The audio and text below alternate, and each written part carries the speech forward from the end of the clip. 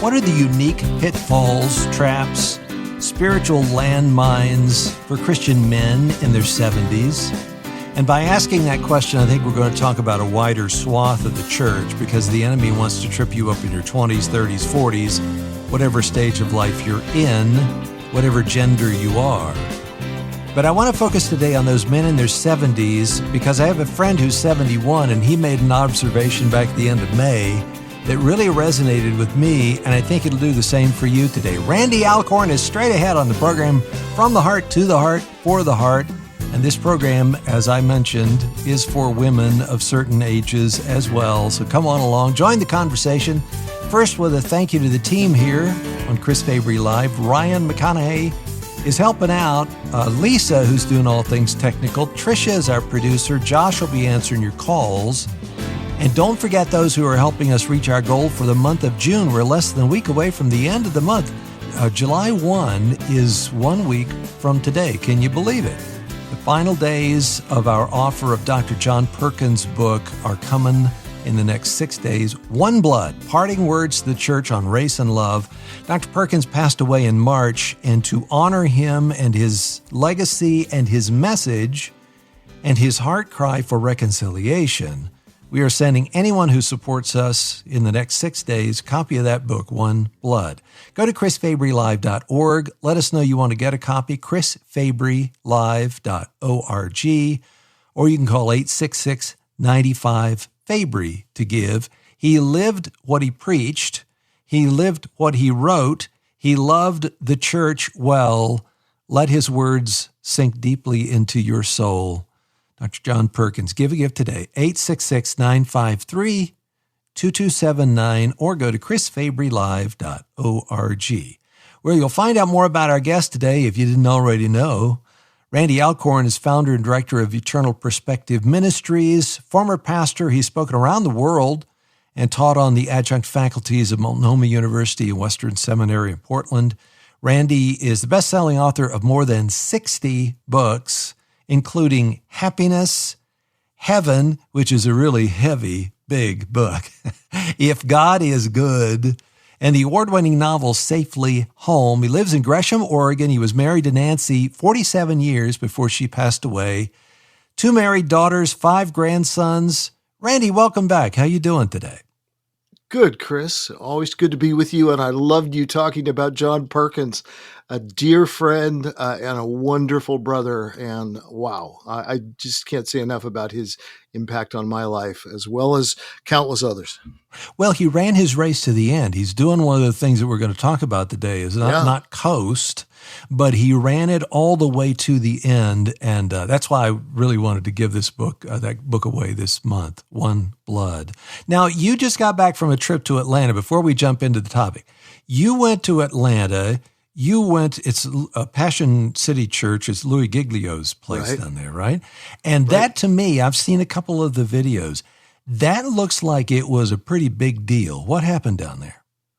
Well, it was a powerful time. Todd Peterson, who has worked with Illuminations, Bible Translation, the Seed Company, former pro football player. He was a kicker for the Seahawks, Steelers, Falcons, others for years, but a guy who has become a dear friend over the years. And Louis wanted Todd to interview me. He's one of the elders there at Passion City. And so Todd interviewed me, and we talked about giving and investing our lives in eternity. And it turned out to be pretty powerful. I think Todd just asked some good questions and kind of teed it up for me, and great response from people. But there was a little segment they put on Instagram and Facebook and other places and social media that had quite a reaction, where I just talked about Nancy and my conversations at the end of life and thanking each other for our lives. That's it. And she was and is still a part of your ministry, right? Yeah, absolutely. And it's so interesting because we've posted fairly frequently things that she wrote and her journal, stories that people have told us about her impact on their lives. And being dead yet speaks. That's that thing about Abel that's said in Hebrews. It's just like, wow. I mean, it's a powerful. She has died, but she's still speaking, and Yeah. it's great. Yeah. Randy Alcorn's with us today, and here's what I saw on his social media. And I had to go back, I had to scroll back through an awful lot. You and your team are really prolific with all these things. So I found this at the end of May. You said, in recent years, many cases of immoral relationships of Christian leaders, including those I have spoken with at various events, have happened with men in their 70s. Since I am 71, I take that very seriously. It should make us, all of us, should make us carefully examine our lives and take heed to Paul's warning, let him who thinks he stands take heed lest he fall, 1 Corinthians 10:12, and Proverbs 16:18, pride goes before destruction, a haughty spirit before a fall. God help us all to guard our hearts and minds and be on alert, because the devil desires to destroy us. And so just that paragraph that you posted, I thought, I got to have Randy on to talk about that. So talk about it. Why'd you post that? Well, first of all, I have turned 72 since then. That was just a few days ago. But not that that makes any difference, but just to be accurate, I'm now 72 and I can't believe it. I think we're all amazed sometimes at how old we are. And yet, what has hit me is I used to tend to think that, okay, most of the people that are falling into immorality, even in pastoral ministry, tend to be younger pastors, and maybe the sex drive is really particularly strong at that time in their lives. Maybe they're confused about different things. Maybe they're not married yet, or they're young marrieds and having trouble in their marriage, and they're not figuring things out, and terrible things are happening. And you tend to think, well, when a man's more older, more mature, and I'm not talking about just any man in general, but a Christian leader in particular, that he's got the resources available to him, God's word, indwelling spirit, hopefully accountability going on, people he works with. And it's been shocking to me that men that I have shared platforms with, there was one, there were four men in a 7-month period who fell into sexual sin, or walked into sexual sin, or ran into sexual sin. Fell is not always the right word for it. And I'm going, these are men I knew and respected, and was somewhat shocked. And it's hard to shock. I mean, you've been around the block like I have, Chris. You know that this happens all the time, but you still are sometimes shocked. And I think Ravi Zacharias was an example of that. I mean, he's a friend. He's somebody I thought I truly knew. And I've talked to the people on his board, worked with them. We just didn't see it coming, and yet it had been going on for year after year. So it just strikes me that there's no age cutoff on this thing, at least not one that I've seen yet. So yes. Well, and what I get from the tone of what you just said, as well as what you wrote, it's not, you look how bad these people are and look at where they're from. It's like, I need to look at my own life. Yes. And I need to take an assessment for me lest I fall, right? Exactly. Self-examination. I mean, looking at ourselves, look to yourself, lest you too be tempted.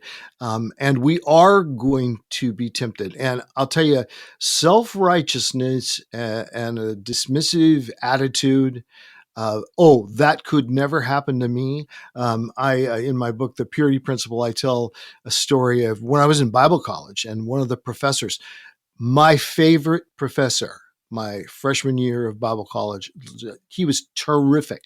And then the next thing I know, he's dismissed, but they're not explaining why. And some of us were really offended at first, because we go, well, what could he have done? Because we couldn't imagine that it was anything all that serious. And it turned out to be sexual immorality. And I remember how shocked I was. And he was, I would say, at least in his upper 60s at that time. And again, it just happens. Yeah. Okay, so I want to know specifically on that sexual temptation. Why does Yeah. it happen? Why does it happen to men in their 60s, 70s, or even older than that? And then what are the other things that you're looking for as 72? What are the dangers, snares, and traps for Christian men today, specifically men, but women as well? What are those dangers, snares, toils, ways that the enemy is using to trip you up? I put that on Facebook. I'll tell you what some of the people said, and we'll continue with our conversation with Randy Alcorn, today's special guest here at the Radio Backyard Fence. If you have an answer to that question, what are the dangers, snares, and traps for Christian men in their 70s or others, Christian women, or in their 80s or 90s? 877-548-3675. More straight ahead.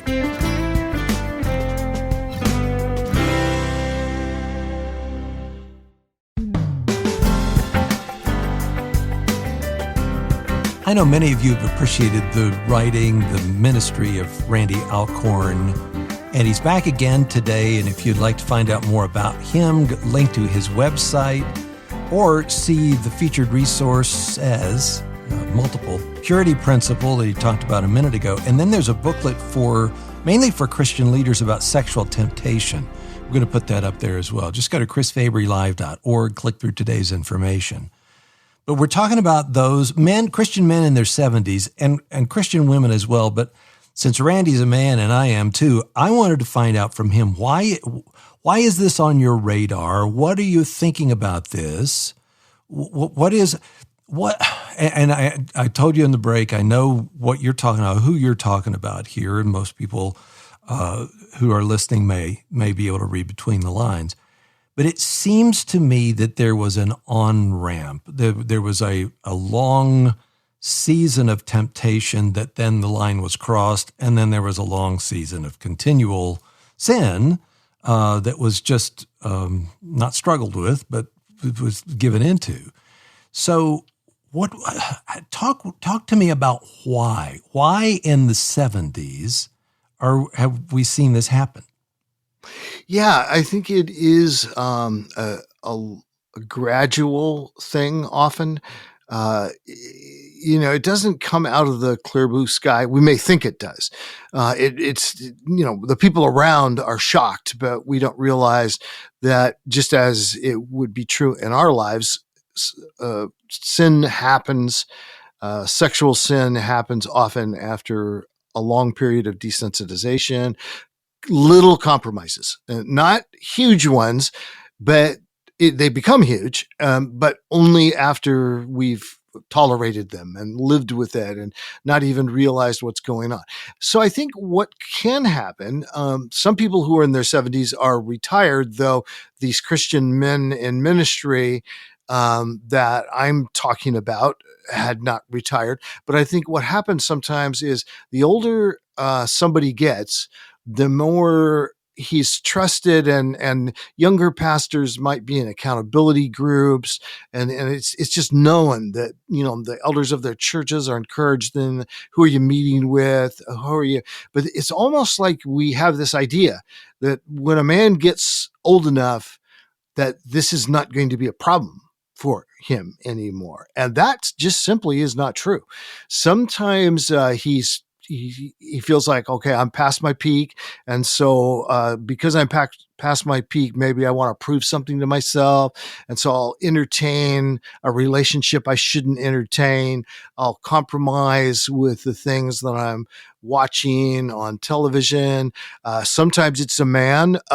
For instance, myself, my wife has died. And so when your wife has died, are you tempted to watch something that you wouldn't have watched with your wife? And I've been tempted sometimes to do that. Fortunately, largely because of the fear of God, not because of confidence in my ability to resist. It's been the fear of God, and I have a long list of consequences I wrote up many years ago when I was in my 20s, and I still look back at those about what would happen to me and my relationships with family, my grandchildren. I have 5 grandsons. It would be so devastating for them. I've talked to each of them about purity in their lives. So yeah, but why it happens, I think we get desensitized, and also we stop paying attention and we become presumptuous and thinking we're going to do okay kind of on our own, and just watch something that you wouldn't have watched a while back, and your standards are just dropping. Yeah. And that I have a friend who is a widower and who writes, and who, even I think it was this week, he wrote and he said, "This is a real struggle for me because I'm thinking about, should I get remarried or not?" He's 70 plus. Should I get remarried or not? Because his wife passed away not long ago.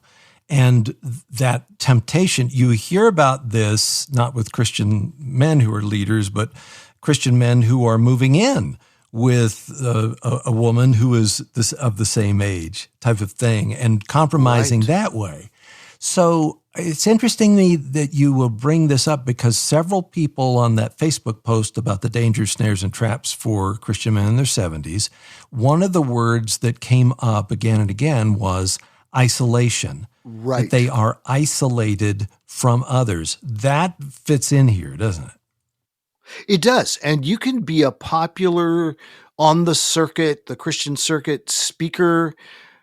You can travel extensively. You can show up places. You can receive a lot of praise from people. And you have, um, men and women, but women who will come up to you and flatter you, and they may be completely innocent, but just, oh, that was the best message I've ever heard. You are such a wonderful teacher of God's word, and it's we can be flattered in the area of our spirituality, even when really it's more a giftedness that comes from God, and maybe some skills that we've honed over the years, but most of the credit doesn't go to us. God's given us this stuff, but boy, I tell you, if you don't learn to deflect that praise, and I don't mean deny it, I don't mean like, oh no, don't ever say to me that was a good message, no, that it's appropriate if it was a good message, but I mean, you can become seduced by flattery. Proverbs talks about that. And a man can listen to a woman's words even when she's not intending to be seductive. She's attractive, and it feels that way. And then pretty soon you're having coffee, and now you've got this relationship. And some of these men, it was women in other part of the country that they've met when traveling and speaking Christian conferences, and then had carried on an ongoing relationship, and then saw them when they came back to the city again, and immorality took place. And yeah, it's a trap. I don't want to do too much with the spiritual warfare thing or the enemy having a field day, but I feel like this is because both are true. We are our own worst enemies. I don't need the devil doing anything in my life because I do enough Right, myself, right. But it feels like, especially with Christian leaders, older Christian, mature Christian leaders who are falling this way, that it's almost as if it were an attack and glee from the forces of hell. Would you agree with that? Oh, I agree so much. We have a target on us. Every one of us who is in any kind of Christian ministry or leadership, that includes you, it includes me, it includes a number of people listening, and maybe you're an elder at your church. Our church is always kind of working through issues and challenges, and pastors and elders are working through things. When I was pastor of the church, we were always working through things. And I, I see sometimes men just getting worn down, and that when you're worn down, when you're tired, you're not sleeping well, you got a lot on your mind, you become more vulnerable. I find myself more tempted to watch the wrong thing on TV or do not turn the channel immediately, whatever, when something bad comes on, or when I see it coming. I mean, I think that's one of the things too, is that you can't just, I'll turn it off when she takes her clothes off. No, that's too late. I mean, of course you should turn it off if you haven't yet, but the point is, you don't let it get to that. And so use VidAngel. I used VidAngel for virtually everything, and VidAngel will screen out. It's just one of many things that's out there. Screen out the wrong stuff. But if you're not careful, you'll just succumb to it. And maybe your rationalization is, hey, I'm an old guy now. It's not going to happen to me. Yeah. Well, it can, and it does. But, going back to what Jesus said about in your heart, it's like you can have the thing on the VidAngel for your TV or your device, your smartphone. You can have all that, and still in your heart, it's what's in your heart that is fomenting that lust, Kevin says lust, pride, arrogance, ego. That's the dangers, snares, and traps. And he says, hey, these are the same issues in my 40s as well as those in their 70s. And he's right, isn't he? Right. Exactly. And I think this is where don't ever think that this is going to go away. Like, okay, so when a man's unmarried, then he thinks, oh, this will go away once I'm married because I have the proper outlet of sexual relationship in marriage. But sexual temptation does not go away. And so now he thinks that somehow all problems were going to be solved, but they're not all solved because we are sinners and we have powerful urges that God has created, in our bodies. And let's face it, it wasn't Satan that created the sex drive. But the problem is it's like water or fire. The things that have the greatest power, the greatest potential for good also have the greatest potential for evil. So what would we do without water, right? I mean, water is absolutely essential to life. But have you ever seen a flood? You ever seen a tsunami? You ever seen someone you love that drowned? Same thing with fire. Fire is a great gift of God. We couldn't cook food without it. We couldn't, this combustion, it's essential. Our cars drive around because there's something related to the ignition and all of that and the spark. And yet fire, a forest fire, a home burned down, a lifetime of memories destroyed in a heartbeat. So that's the way it is with sex, gift of God. But watch out for that gift and the mishandling of it. I do want to get in here, though, for those who are saying, okay, this is the unpardonable sin. No, God's grace and mercy is available no matter what you've done, no matter how far you've gone, right? And so I want people to hear that. But if you really want to follow hard, take up your cross and follow Jesus, you're going to deal with this and partly with, your devices. Also, those having some friends. I don't know that I like the word accountability anymore because I know feels, it's been, you know what I'm saying? Yeah, I do. But there are things that you can do in your life that will make you non-isolated so that there are other people speaking into your life and you speaking into their life as well. Here's what I like to do, Randy. I want to open the phone lines, 877-548-3675. Is there any man, woman listening right now who resonates with what Randy is talking about, these dangers, especially of sexual temptation in your 70s and beyond? Does that ring true to you? Have you lived in the fallout of that? I want to hear your story, 877-548-3675. But I also want to pivot to the other dangers, snares, and traps for Christian men and women who are in their 70s. Because Carolyn went to Matthew chapter 13 as soon as I posted this up, and she said, the worries of this life and deceitfulness of wealth choke the word, making it unfruitful. I want you to respond to that when we come back. And if you go to chrisfabrylive.org, Randy's book, The Purity Principle, is linked there, as well as the booklet about sexual temptation for Christian leaders. Just go to chrisfabrylive.org, click through today's information, and you'll see it right there on the right-hand side, chrisfabrylive.org. So here's the number. And the question is, what are the dangers? What are the snares and traps for Christian men in their 70s, women too?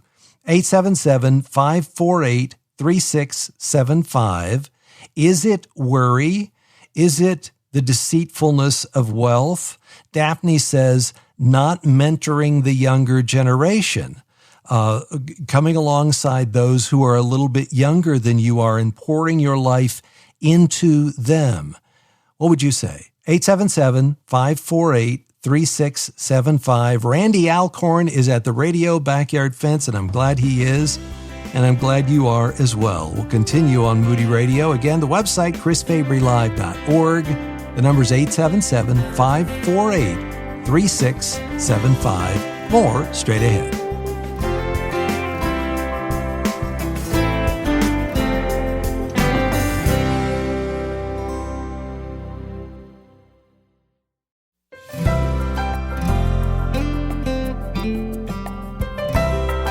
He is founder and director of Eternal Perspective Ministries. Randy Alcorn is joining us today at the Radio Backyard Fence.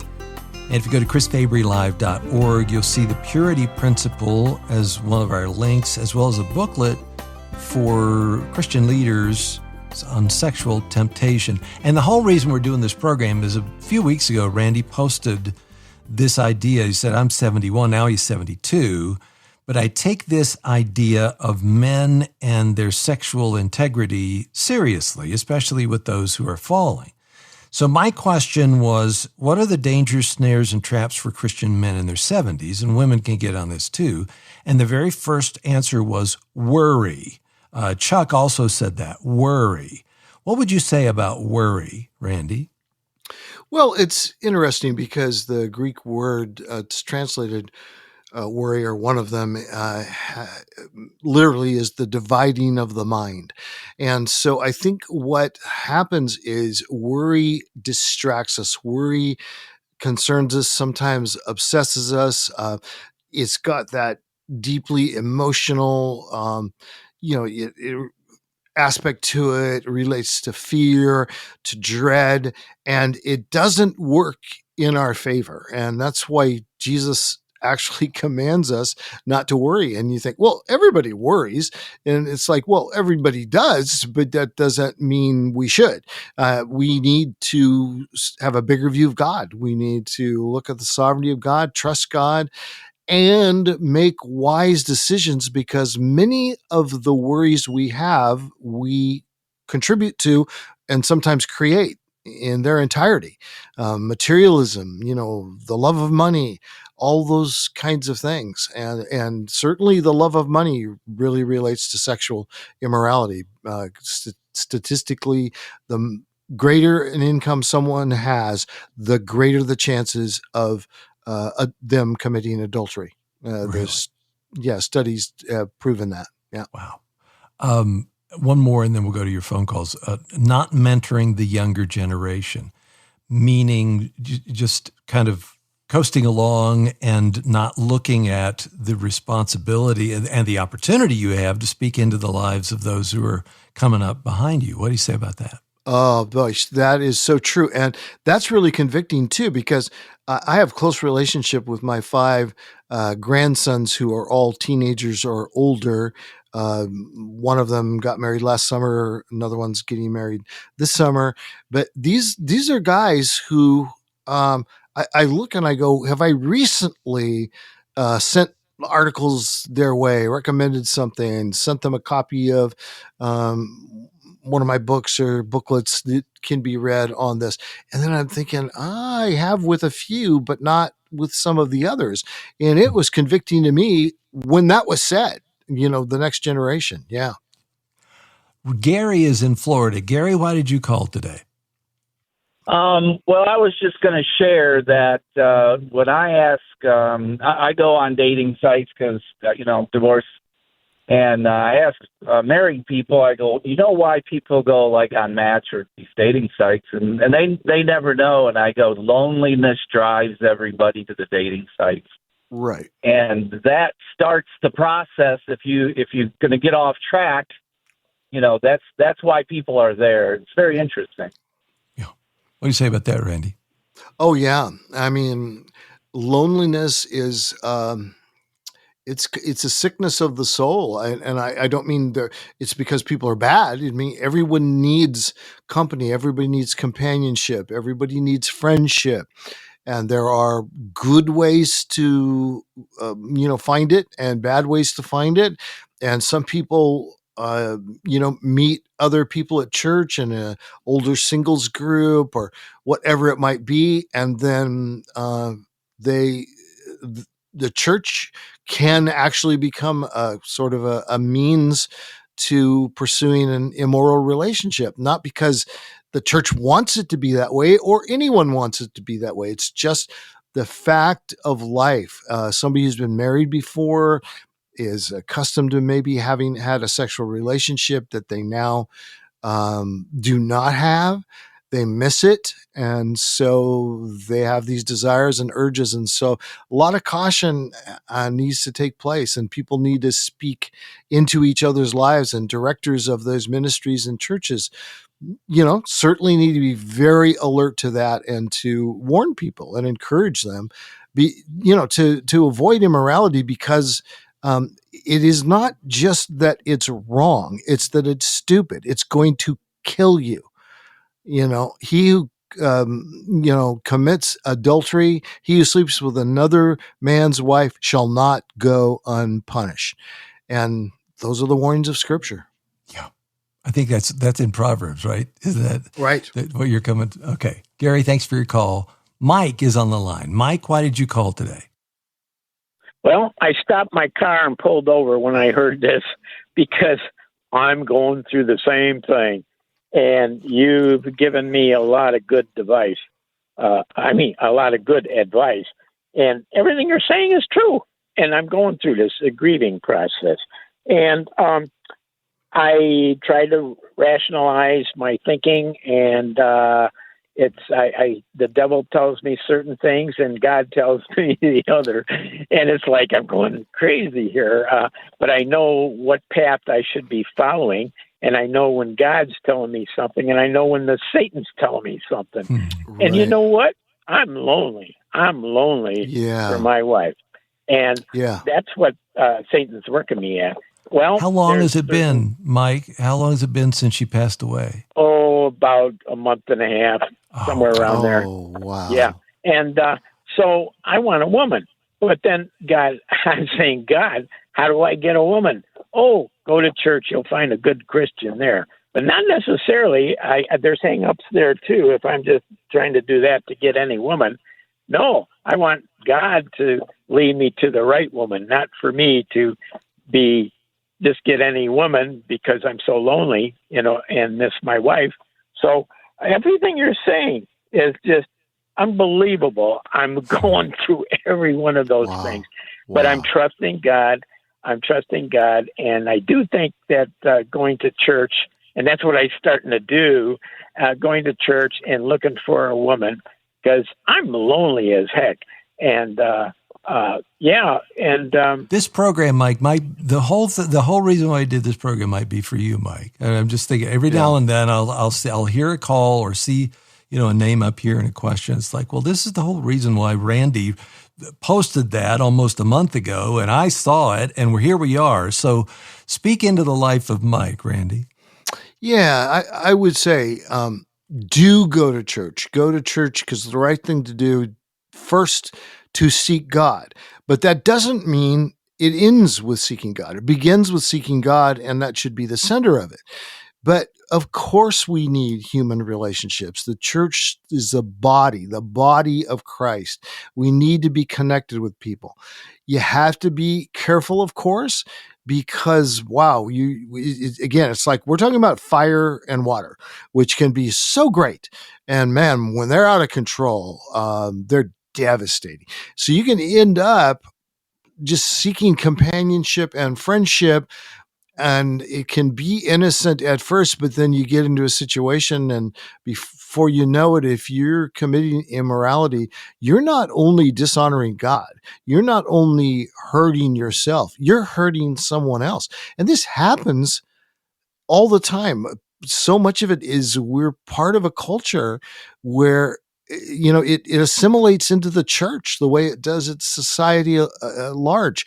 I mean, the bar has been lowered. The bar of morality has been lowered, and people feel the freedom to do things that they didn't used to feel the freedom to do. Now, it's always been a problem, of course, but it's all the more problem if you start compromising, and this is where we have to guard our hearts, guard our lives, make wise choices. And one of the things I say in my sexual temptation booklet is, if you're on a diet, don't go to a donut shop.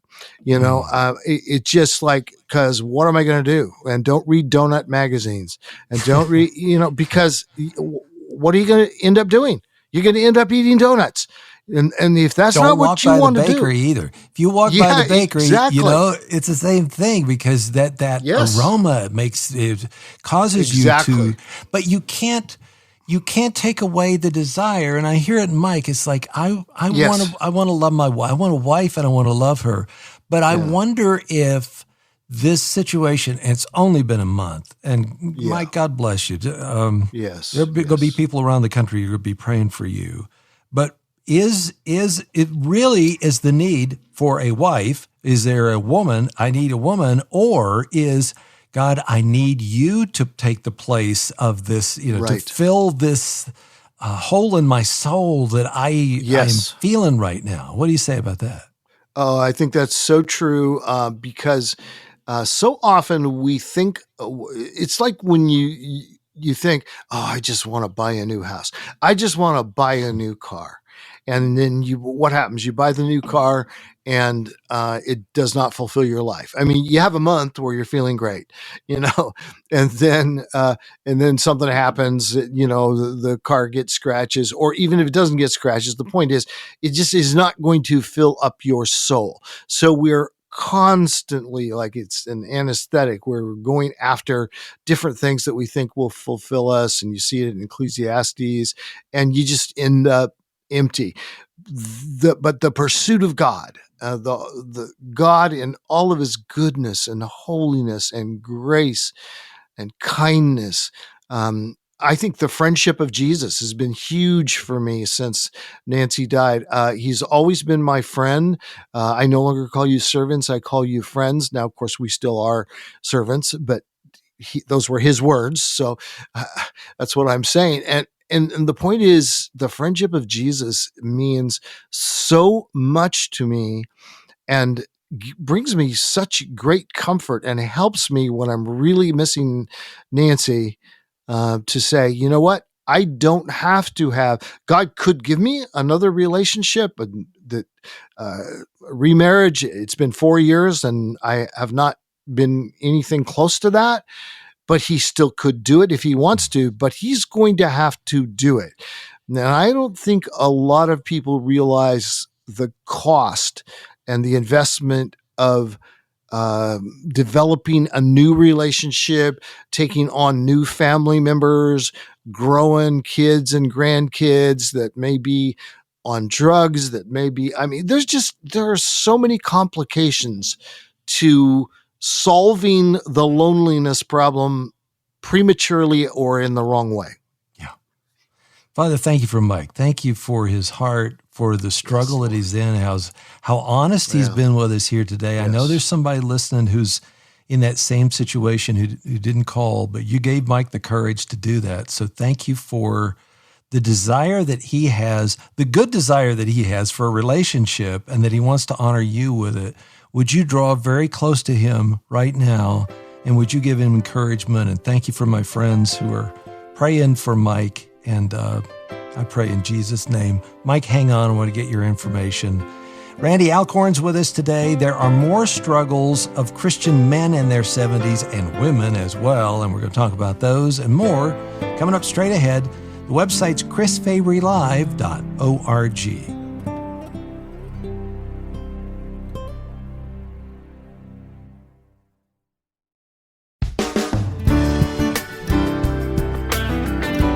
The two Michaels are going to join us right here at the Radio Backyard Fence tomorrow. If you got a Bible question that is burning a hole in your soul, you got to call us. You got to get involved with the two Michaels here on Chris Fabry Live. Today it's Randy Alcorn, who posted on social media this thing that really caught my eye. At 72, he's saying, I need to guard my heart against sexual temptation, whatever that means. What are the other temptations? There are a lot of people who are talking about isolation and about lust and pride. Kim says coasting to the end, not using those years well to further the gospel, to meet needs around them, thinking that you're not relevant enough or spry enough to make a difference in your church or your neighborhood or your extended family. We have a group in our church called Men of Mercy. They've kept my dad busy through his 70s and into his 80s. They help single women and widows with whatever they need around the house or with their car. It's a blessing to everyone involved. So the lie is, you get to a certain age, you're not going to struggle with that, or you're not relevant anymore. We don't need you around. That's not true, is it? No, it is not. And I remember years ago, and many people will probably remember this if they're familiar with John Piper and his ministry, but when he wrote the book, Don't Waste Your Life, and was speaking at passion conferences and different places about this, and told the story of, a guy who retires, and now he's spending his time picking up seashells on a beach. Now, that doesn't mean it's wrong to pick up seashells on a beach. Okay, that's not the point. But the point is, the new passion in life is just picking up seashells, just going out every day at the beach and more. And it could be golf. It could be whatever it might be. Things that are not bad in and of themselves. But is that what you want to do with your life? Is that the high calling of God for your life in retirement? Retirement should actually give you more opportunity than you've ever had to serve Jesus. I mean, in some respects, I mean, of course, you serve Jesus through the job that you have.